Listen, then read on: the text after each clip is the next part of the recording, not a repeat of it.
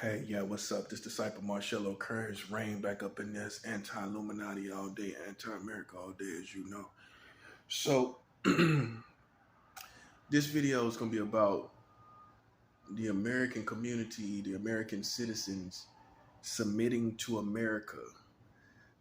Now, when I say submitting, that means abiding by the laws,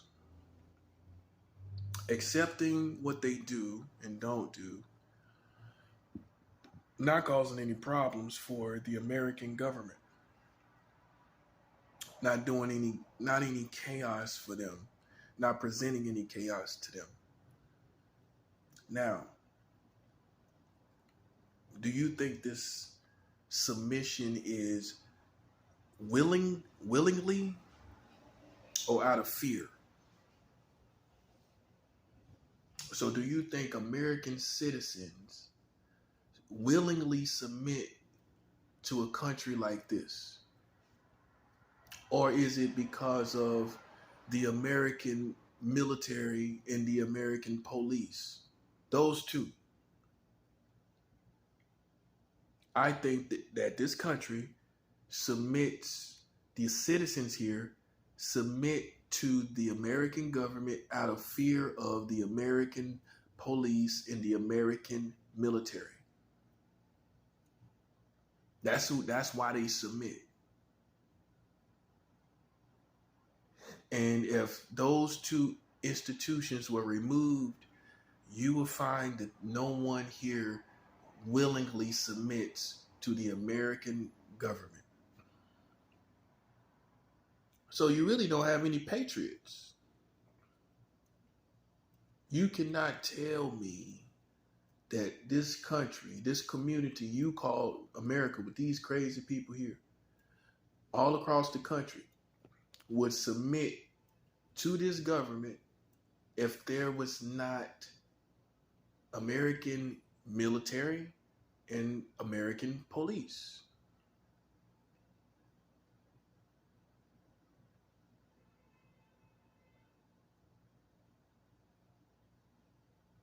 This is the only reason all these Americans submit to this country and why this country ain't tore up. The reason why there is not destruction here in America is because the police are here. The military is here. You're interacting with the police on a day-to-day basis. They install fear through these shootings that happen, and you're submitted as a result.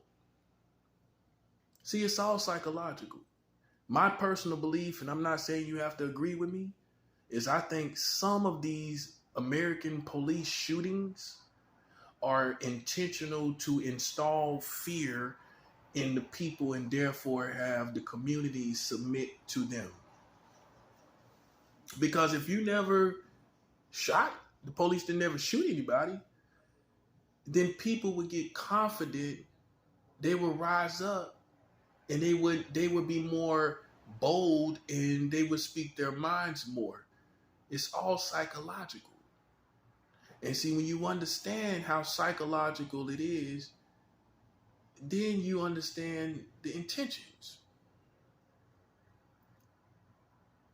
If it's about affecting the mind, then you will see why they're doing what they're doing, because they're doing it to make you fearful in the mind. I believe, let's look at first the American police. Let's look at all these shootings that happen. Now you would think when these American police see these nationwide, these police shootings that went nationwide, they got nationwide attention. You would think all the police would be, first of all, notified about it. They would know about it. You know, they talk about it with each other. And you would think they wouldn't make the same mistake, right?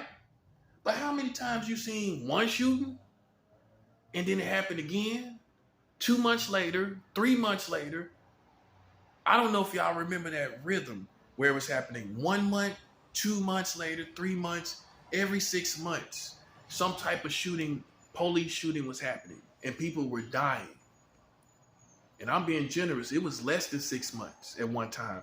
There was a rhythm of police shooting innocent people, killing them where they didn't definitely deserve to be shot and killed. And it was happening at less than 6 months apart. And this is nationwide news, nationwide stories, nationwide cases of this. So my question is, how do the police keep making the same mistake if it ain't intentional? Wouldn't you learn from the person that went out there and shot somebody like that? Wouldn't you almost be willing to put your life on the line before a person is shot at your hands? If you're a real police, you should be almost willing to die before they die. That's a 7. You should almost be willing to die before they do. Especially when you see shootings all the time, everywhere, all across the country. And that's how they make the same mistakes. I think some of them do. I'm not saying all of them. I think 3 out of 10 is intentional. That's a good ratio. I think about 3 out of 10 of those shootings are intentional to install psychological fear and therefore submission by from the American community to the overall American authority. That's what this is about. Installing fears in communities, because the communities get too wild, then guess what? Wild stuff is going on. They feel like, hey, we could take them. We could take this community. We could take this country. So they always make you submit out of fear. Maybe it's fear of money. Maybe fear of poverty. Right? You need them, right? You need the government. You need your job. You need this.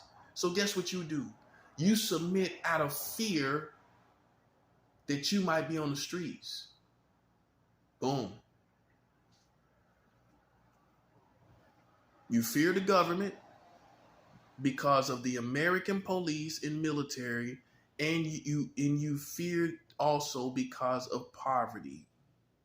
Those are the 3 things: the police, the American military, and the American dollar, the American currency. Those are the 3 reasons you submit, because you fear death and you fear homelessness and poverty.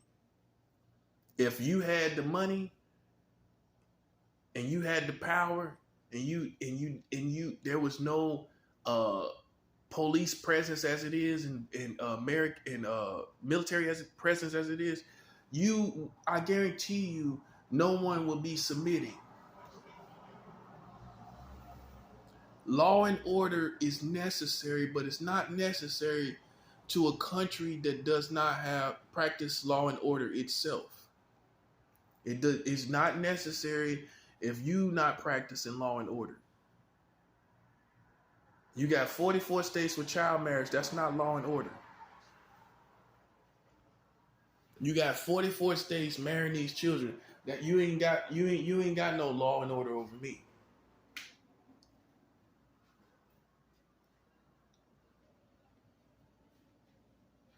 You got them hypnotized. You ain't got me hypnotized.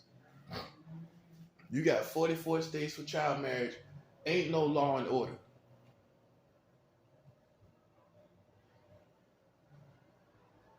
See, the spell is broken off me. And that's what it is. I don't care how much you give me. Until you change your laws, I do not submit. And that's the right reason why. You're marrying children, which is a very good reason why I shouldn't submit to you, right? That's a very good reason. That's a legitimate reason, right? That's an honorable and noble reason, right? I think so.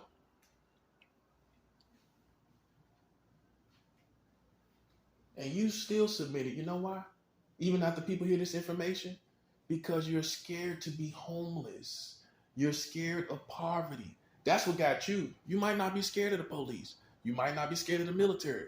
But you're scared of being homeless, ain't you? You're scared of not having no money. So that's the 3 reasons, the main reasons people submit? Why would black people willingly submit to a country that has not showed them equality? Why would black people, non-white people, all non-white people, why would they submit to a country like this that has not given them opportunities and money like the white people?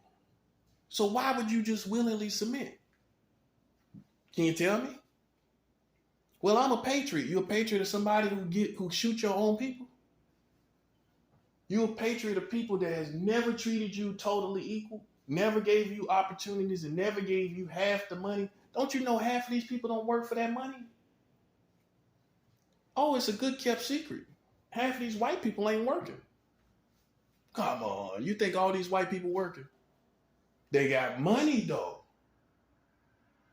They live in come on, you think all these white people to work? You naive. All these white people ain't working. Some of them live a lavish lifestyle, and they not working. They just living life. I know you thought everybody was working. No, they got you working for their businesses and companies. And if you don't do that, guess what? You may face poverty. You may face homelessness. That's how they got you. It's okay. You might be brave. You might not be scared of the police. You might not be scared of the military. But I bet you scared of homelessness. Being out there on them streets. Especially when it get cold. It's about to get cold too. I bet you scared of that. And guess what you do? You submit. You halfway deal with America. You halfway deal with, accept them as they are, because you know you got to have this money or you're going to be homeless. But see, you got to learn the art of working among the enemy. Because some people say, well, what I supposed to do, Marcello? What I supposed to do, quit my job? I got kids. I can't quit my job. You got to have faith. You got to have faith. You have to have faith in what God wants you to do individually. That's the best advice I can give you. He will lead you. But one thing is for sure is you have to begin from this day forward is learning how to work among the enemy. You don't have to know them when you work at a job. You don't have to be their friends. They don't have to be your friends. They don't have to influence you with a country, concerning a country or liking that country when they got 44 states for child marriage. You don't care how they feel. That's all you got to tell them. They want to know how you feel about the country. Well, the country is marrying children. Now, if you got something to say after that, then what you are to me is someone that blindly follows a country as a dark patriot. You have become a dark patriot, which means you blindly follow America no matter what they do. You follow America no matter what they do. Now you find somebody like me that has, see, the difference is I have the supernatural power. So if anybody gets out of pocket, we can handle that. See, that's the difference. I know you thought I was just talking and yapping. Empty threats, empty talking, right? But look at their country. Doesn't look like empty threats to me.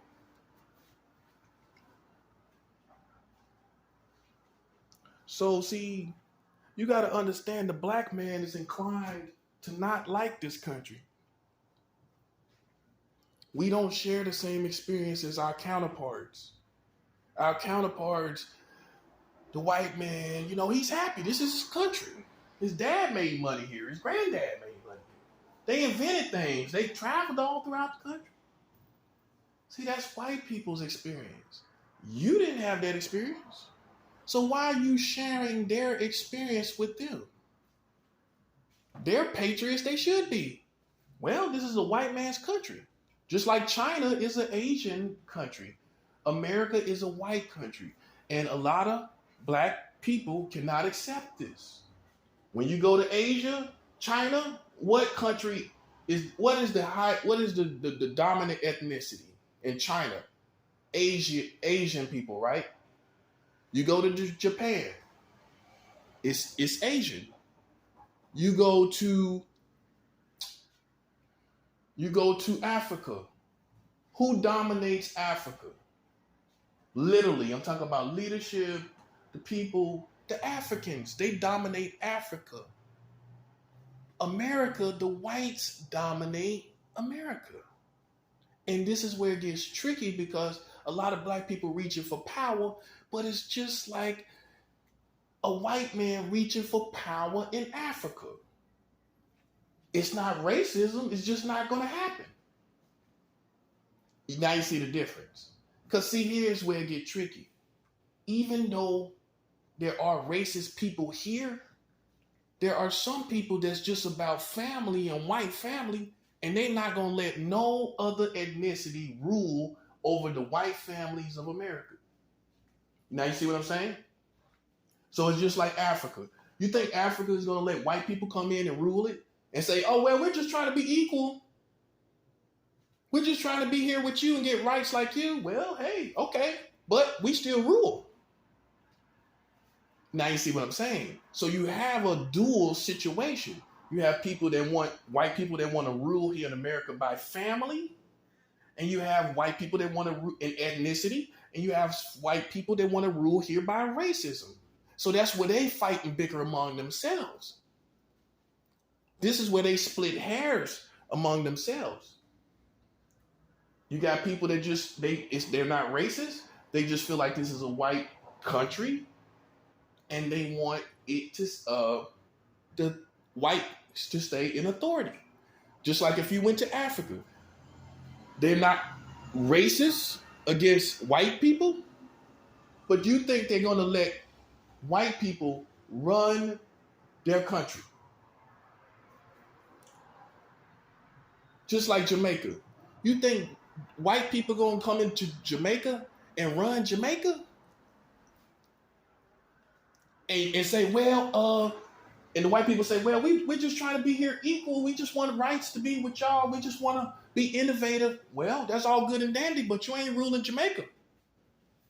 If you're white, you're not ruling Jamaica. If you're white, you're not ruling Africa. And so this is the same. It's a certain type of people here that feels this same way about America. It's white and nobody else is ruling it. Now you see the difference.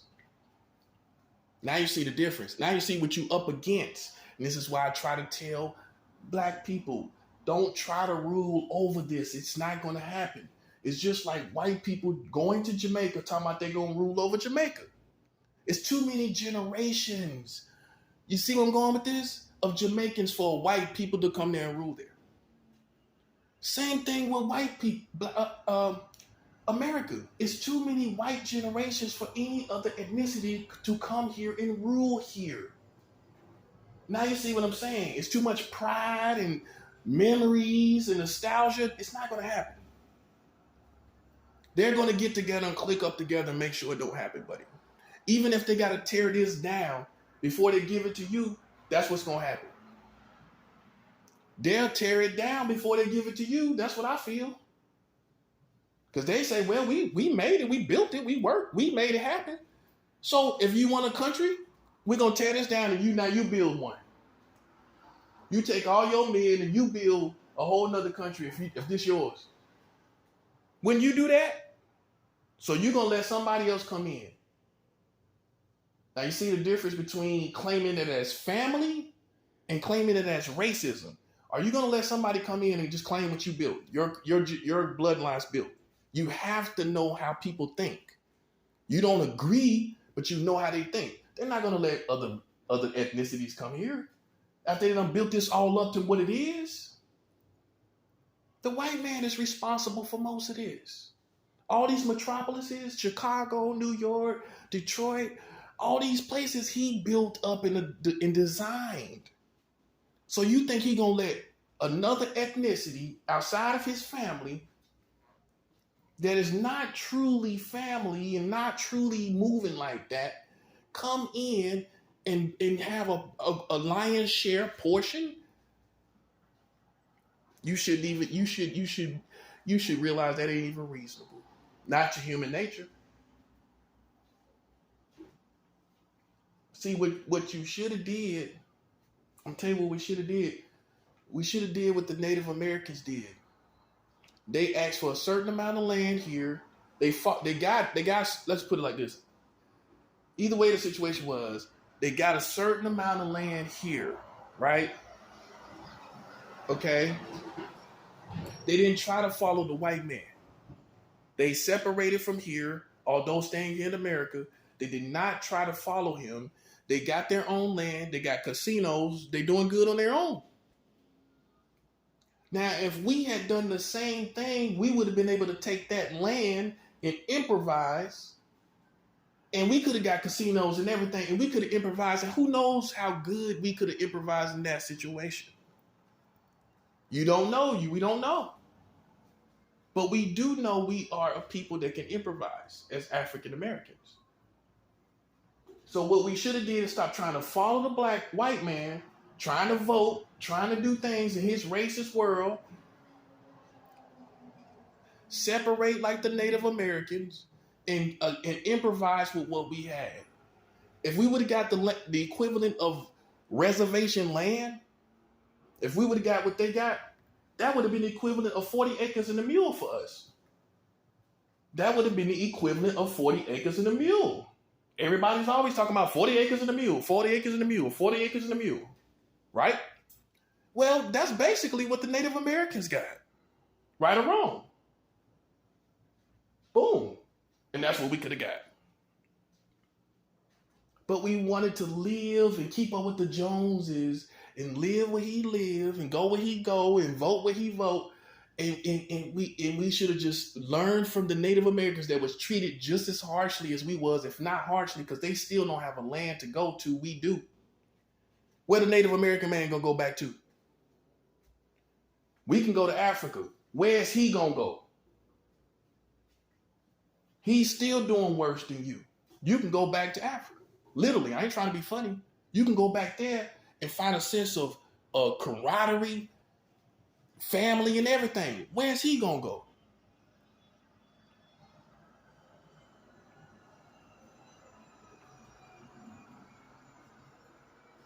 Where's he gonna go? To find a sense of land, family, sense of, that land is his, camaraderie. Where's he gonna go? That's what I'm saying. Now you understand how to struggle, the portrait of the real situation. His situation is he's here with this reservation land while everybody else is living here, claiming this land that was his, and all of these different things. And however y'all do this is all the land that's his. Whatever happens, this is all he got. Everybody else can leave and go find some sense of family somewhere else in a different country. You should have followed him. When you seen him and all he been through, no sense of land, no land, the Trail of Tears. People forget about the Trail of Tears. All that happened to the Native Americans. Yeah, you know what he did? He ain't try to follow the white man. He said, I'm gonna go. He went over there, he got his money, and he stayed away from him.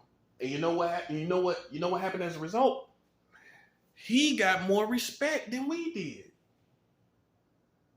Well, a lot of people see the Native Americans as sacred people. He's getting more respect these days. And I assume that it's because he didn't follow the white man. He stayed away from him. And as a result, he gained his own energy back as it needed to be. Boom. And then he began to become of himself as he should, and he got respect. Well, these white men respect Native Americans over you. And you submitted in slavery. That's the punchline. 7. You submitted, the first time you submitted to this country was slavery, right? The Native American never submitted to slavery. Not here. And my theory on that is he wouldn't have, the Native American by nature, no matter what tribe it is, he would rather have died than submit to slavery. You would have had to kill him because he's not going to be on a land working for white people. He would have got up in the middle of the night and burned the whole darn thing down. Think about it. He would have got up in the middle of the night. You think he gonna just lay there? And this is his land, which he's well aware of and everything. You think he gonna lay there all night long? That part. Man, he would have been and got up and killed the whole house. The Native American man, I believe, in my opinion, would have never been able to submit to a form of slavery. He would have never submitted to it. We did. We learned something from that. You would have to have killed, in my opinion, you would have to have killed a Native American. Ain't no way in the world he gonna submit to you and work all day. But see, the difference is, I would say the main difference is that the Africans had came to a foreign land and they just were so out of their land that they were just totally scared and just totally submitted. What can you do? This is a whole different land. That's the benefit of the doubt I give. But looking at the warrior nature, this is just my personal opinion. The warrior nature of a Native American, I think they would have just rather had died by their culture fighting than to have submitted. That's just my personal opinion. But it's definitely the facts here in America. It wasn't going to happen. It was not going to happen. So some people rather live submitted as slaves, and some people rather not. They rather die. They rather fight. They rather go to war. And see, so there's different types, obviously, of times and eras where we have to reevaluate things as far as this country goes, as far as some slavery, submitting and submitting, and just in general submitting to this country. Because in my opinion, slavery never stopped. It just became sophisticated. It just became more sophisticated, and you still have to depend on them. You're still working for peanuts as a community. All they care about you doing is working, right? Look at it for what it is. If you understand the spiritual world, you will understand, if you believe in it, you understand that these spirits don't go away. So all those spirits of slavery and all of that, all those satanic spirits did was regroup and sophisticated with another approach. They reapproached this country with a more sophisticated level of slavery. That's all they did. Because I believe it's more than people, it's spirits. It's spirits behind the people. It's spirits behind the people. And those spirits, all they did was went back, regrouped, and sophisticated another form of slavery. And that's why everything everybody doing is working. Think about it. When you step outside, what you see? Feed. You see feed, like you cattle. You walk down the street, You got McDonald's. You got all those different things, right? Where you can eat. All these restaurants. All they're trying to do is take your money and feed you. That's it. Why isn't there other elements? Well-being, a great sense of spirituality, joy, freeness, dancing all around like other countries. It's all about the format of you getting food and you working. Now, am I saying working is wrong? No, but I will say this as a Christian, as a spiritual person, something that a lot of worldly people don't know is that working, as far as how we do it, was not God's plan. It was part of the curse that was brought upon us. Read the Bible. Working itself, working for things, because why would God put you in the world to have to provide for yourself? He brought you here, so why don't you have things here? Come on now, you think it from a man's perspective. Why would God bring you somewhere and you lost in the desert? Why you lost in the desert? He created you and brought you here. In the beginning, Adam and Eve had everything. They had food, they had all they needed, they had companionship. It was all there. They didn't have to work. It did not mention them going to do a 9 to 5. Who would they work for? Who would Adam and Eve work for? There's no Starbucks. Who Adam and Eve gonna work for? Now you see what I'm saying. God wanted it to be